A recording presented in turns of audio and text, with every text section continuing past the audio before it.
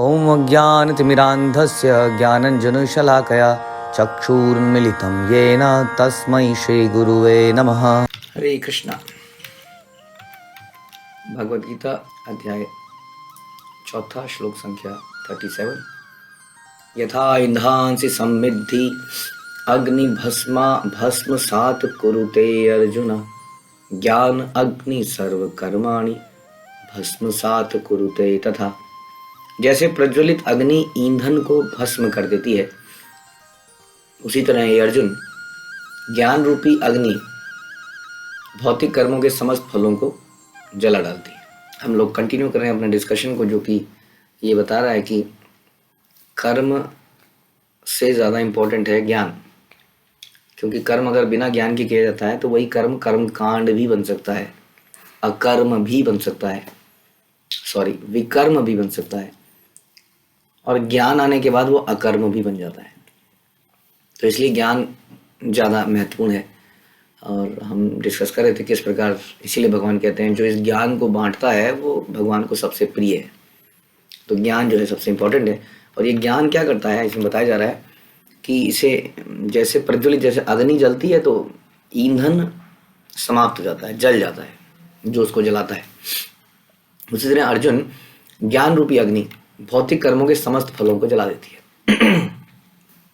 इस संसार में जब हम कुछ भी करते हैं तो उसका एक प्रतिफल होता है, जिसको हम फल कहते हैं, रिएक्शन कह सकते हैं। माना कि हमने किसी को, फॉर एग्जांपल जैसे हमने किसी को थप्पड़ मारा, तो बदले में वो हमें थप्पड़ मार सकता है। आज नहीं मारे तो हो सकता है थोड़े दिनों बाद मारेगा। जैसे भागवतम चैतन्य चरितामृत में कहानी सुनते हैं ना कि सुबुद्धि राय एक व्यक्ति था। सुबुद्धि राय को जब वो छोटा था तब उसकी पिटाई एक आध बार करी गई और जोर से करी गई, वो नौकर था। तो बाद में कुछ ऐसा सिचुएशन पलटी कि सुबुद्धि राय जो है एक बड़ा राजा बन गया एक तरह का, और तब उसने उसकी पत्नी के कहने पर उस व्यक्ति से उस वक्त बदला लिया। तो कई बार हमें रिएक्शन इमीडिएट मिलता है, इंस्टेंटली मिलता है। फॉर एग्जांपल हम फुटबॉल खेलते हैं और हम किसी को गलत तरीके से कुछ किक मार देते हैं, कुछ गलत कर देते हैं, तो हमें रेफरी तुरंत कार्ड दिखाता है, येलो कार्ड या red card. Immediate reaction on the spot. और कई बार क्या होता है, हमें रिएक्शन बहुत सालों बाद मिलता है। फॉर एग्जाम्पल जैसे कुत्ते के काटे हुए को कई बार कहते हैं कि 20 साल बाद भी बीमारी हो सकती है, रेबीज की। आपने किसी को थप्पड़ मार दिया, आप 4-5 दोस्त चल रहे थे, वो बेचारा अकेला था, वो चला गया खिसिया के, फिर वो रोज देखता रहा, किसी दिन तो ये भी अकेला निकलेगा। हाँ, और वो 1 महीने बाद आपको कहीं पकड़ के पीट दिया। Delayed reaction. तो कई बार इमीडिएट रिएक्शन है, कभी आपने थप्पड़ मारा, सामने वाले ने पलट के रसीद कर दिया, कभी उसने आपको 1 महीने बाद पीटा, कभी 1 साल बाद पीटा। मेरा मतलब है कि संसार में भी देखते हैं कि कई बार इंस्टेंट रिएक्शन मिलता है, कई बार डिलेड रिएक्शन मिलता है, कई बार हमारे पुण्यों का फल भी तुरंत मिल जाता है, कई बार पुण्यों का फल बाद में मिलता है। कई बार हम कहते हैं मैंने इतना अच्छा किया, मेरे साथ ये नतीजा हुआ, और कई बार हम देखते हैं कि हमारे बिना कुछ करे बैठे बैठे कुछ फायदा हो गया। तो इस प्रकार से अच्छे कर्म और बुरे कर्म दोनों के फल होते हैं। कई बार फल तुरंत मिलते हैं, कई बार फल बहुत दिनों बाद मिलते हैं। इसलिए कहते हैं कर्मणा गहनो कर्मणा गति, कि बड़ा डिफिकल्ट है अंडरस्टैंड करना कि मेरे साथ जो भी हो रहा है वो क्यों हो रहा है।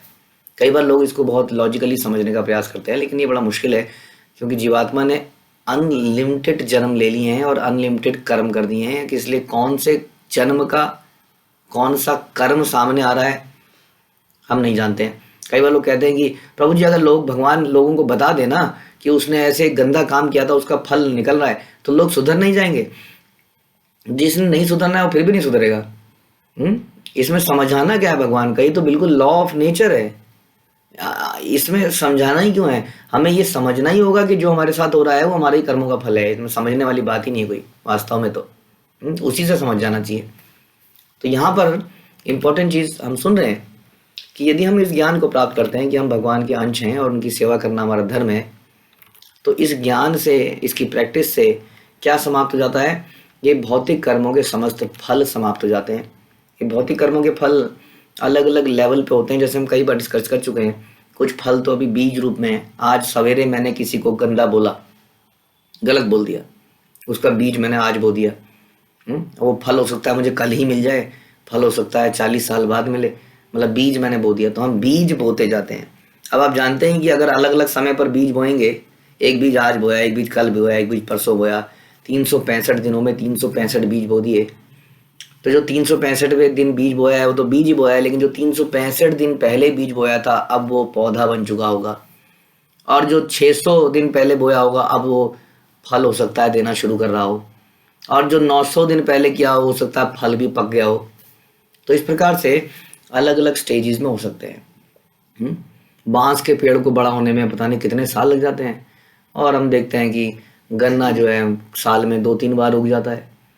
तो इस प्रकार से कुछ फल जल्दी फलित होंगे, कुछ पाप के फल, कुछ पुण्य के फल जल्दी फलित होंगे, कुछ समय के बाद होंगे।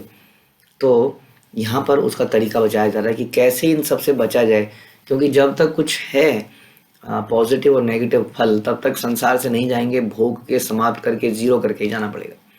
यहाँ पर एक इंपॉर्टेंट बात बताई जा रही है कि भौतिक कर्मों के समस्त फलों को जला देता है। और अगर हम परपट पढ़ते हैं, इसमें भी प्रभुपाद क्लियर करते हैं कि बृहद बृहदारण्य उपनिषद में कहा गया कि मनुष्य पाप और पुण्य दोनों ही प्रकार के कर्म फलों को जीत लेता है। हाँ, यानी कि न केवल पापों के फलों को समाप्त कर देता है ये ज्ञान, बल्कि पुण्य कर्मों के फलों को भी समाप्त कर देता है। जिसके सुन के कई लोग घबरा जाते हैं, अरे पुण्य कर्म भी समाप्त हो जाएंगे। देखिए, पुण्य कर्म भी बड़े खतरनाक हैं। जब हम इस संसार में रह रहे हैं, ध्यान रखिए, जो भी दिन ठीक ठाक बीत जा रहा है हमारा बिना दुखों के, समझ लीजिए हमने आज कई सारे पुण्यों को खा लिया, इस कारण से आज का दिन समझ लीजिए बिना किसी मेजर प्रॉब्लम के निकल गया। ये कोई तुक्का नहीं है, ये पुण्यों को खाया जा रहा है। अभी बड़ा खतरे वाली बात है कि जिस दिन ये पुण्य समाप्त हो जाएंगे उस दिन हमारी लाइफ मिजरेबल हो जाएगी। इसलिए इस आशा में रहना कि जीवन बड़ा अच्छा चल रहा है, ऐसे ही चलता रहे बस, ये मूर्खों का काम है। जैसे कि सर्दी हो रही है, माना आपने जैकेट पहन ली, सर पे मतलब वो टोपियाँ लगा ली, 3-3 जैकेट पहन ली, सब कुछ चले, आपको कहाँ है सर्दी, कहाँ है सर्दी, कहाँ है? और अचानक से किसी ने कहा तेरे को अभी बताते हैं सर्दी। एक आदमी ने हाथ पकड़े, एक ने पैर पकड़े, उतारी जैकेट, दूसरी जैकेट उसको छोड़ दिया, ले अब बता सर्दी है? हाँ सर्दी है। तो कहने का मतलब सर्दी तो वहाँ पर है ही। यानी कि ये जगत में, ये दुखों के बीच में हम ऑलरेडी हैं। कई व्यक्ति कहते हैं कहाँ है दुख, दिखाइए। It is a matter of time कि जैसे ही हमारे ये पुण्य समाप्त होंगे, जो हमारे से किसी तरह दुखों को दूर किए हुए हैं, तुरंत हम इस सर्दी को महसूस करने लगेंगे, और तब हमें रियलाइज होता है ओहो बड़ा फंस गया, हे भगवान, हो कृष्णा, तब भगवान याद आते हैं लोगों को। तो समझदार व्यक्ति वो है जो ये समझ ले ये जो सुख है इसमें सुखी होने की आवश्यकता भी नहीं है। क्यों? क्योंकि वास्तव में जो सुख है वो सुख नहीं है, वो तो मेरे पुण्यों को किसी तरह क्षीण हो रहे हैं, और ये खतरे का विषय है। जैसे ये पुण्य क्षीण होंगे और मैं फिर दुखों के सागर में डूब जाऊंगा। इसलिए जो भक्त होते हैं वो बहुत सुखी अवस्था में भी सुखी नहीं होते हैं, खुश नहीं होते हैं उससे। वो जानते हैं इट्स ऑल टेम्परेरी, आज है अगेन। ये पुण्यों का लेखा जोखा है जो खत्म हो रहा है। कुछ पाप खत्म, को दुख आ रहा है जीवन में तो क्या, दुख आ रहा है जीवन में तो क्या, पाप समाप्त हो रहे हैं। वास्तव में तो खुशी की बात है। और पुण्य अगर जीवन में सब कुछ सही चल रहा है तो खतरे की घंटी समझ लीजिए। हाँ, ये कब गिरेगी नीचे पता नहीं। मेरे कुछ पुण्य हैं जो इनको अटकाए हुए हैं, बस ऊपर से गिरने ही वाला है कुछ। इस प्रकार से एक भक्त सोचता है, और यही सच्चाई है। तो यहाँ पर ये बताया, इसलिए यदि यहाँ पर ये बताया जा रहा है कि पुण्य कर्मों के फलों को भी जला लेता है, ये भस्मात कर देता है ज्ञान, तो घबराने की बात नहीं है। क्योंकि पुण्य कर्म भी समस्या है, एक्चुअली में जन्म ही समस्या है, ये समझने की बात है। जैसे मैंने बताया, कभी अचानक से, जैसे कि आप एक होटल में रह रहे हैं, आपको आपके होटल को स्वाइप करा देते हैं पहले से ही उसके लिमिट के अनुसार। होटल में आपने कहा जी 5 दिन रुकेंगे, आपका क्रेडिट ले लिया गया, 5 दिन 6 दिन 7 दिन आपके हो गया, उनको समझ में आ गया इसका बैलेंस समाप्त हो गया है, तो होटल से आपको निकाल दिया जाएगा। आप जानते ही। उसी तरह से हाँ, ये संसार में रहना है तो कभी भी हमें निकाला जा सकता है। लोगों के घर छूट जाते हैं, बिजनेस फ्लॉप हो जाते हैं अचानक से, कोई बीमारी लग जाती है, कोई बहुत कुछ हो जाता है। इसलिए बड़ा ज़रूरी है कि ना तो पुण्यों के लिए आकर्षित हों, ना ही पाप के लिए आकर्षित हों। कई बार लोग पाप से तो डर जाते हैं, लेकिन पुण्यों के लिए बड़ा आकर्षित हो जाते हैं। तो हमें पुण्य कर्म नहीं करने, हमें क्या करने हैं, हमें दिव्य कर्म करने हैं जो कि पाप और पुण्य से ऊपर हैं, जो कि भगवान की प्रसन्नता के लिए है। उसको पुण्य कर्म नहीं कहते हैं, हम उसको भक्तिमय कर्म कहते हैं, जो भगवान की प्रसन्नता के लिए होते हैं। वो पुण्य कर्मों से ऊपर है, क्योंकि उनका इस संसार में कोई फल नहीं है। उसका फल हमें मिलता है भगवान के आध्यात्मिक जगत में। हाँ, इस जगत में ये फल मिलता है कि हम इस जगत के टेम्परेरी नेचर से उठ जाते हैं, ऊपर हो जाते हैं।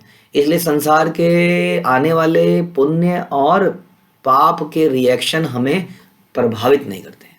एक भक्त के जीवन में भी सुख दुख आते हैं, क्योंकि पहले तो हमने कर्म किए ही हुए हैं ना जब हम भक्त नहीं थे, लेकिन वो उनको बड़े आराम से झेल लेता है, सुखों को भी और दुखों को भी। हाँ, हमेशा भक्ति करता रहता। तो ये यहाँ पर बता रहे हैं कि जीव को स्वरूप का ज्ञान होने पर सब कुछ भस्म हो जाता है, चाहे वो पूर्ववर्ती हो या परवर्ती हो। पूरे पुराने जन्मों के सारे पाप समाप्त हो जाते हैं और पुण्य भी समाप्त हो जाते हैं ताकि हमारा हिसाब समाप्त हो सके और भगवान के धाम में जा सकें और ये जन्म मरण का चक्कर समाप्त हो सके। ठीक है, तो इसलिए हमें प्रयास करना है, इस ज्ञान को केवल समझना नहीं है, इस ज्ञान को इम्प्लीमेंट करना है, भक्तिमय कार्य करना है, सवेरे जल्दी उठना है, भगवान के नामों का जप करना है, भगवान की कथाओं का श्रवण करना है, भक्तों के संग में रहना है, उनकी सेवा करनी है और अल्टीमेटली भगवत धाम चले जाना है। हरे कृष्णा। श्रील प्रभुपाद की जय, भगवद गीता की जय।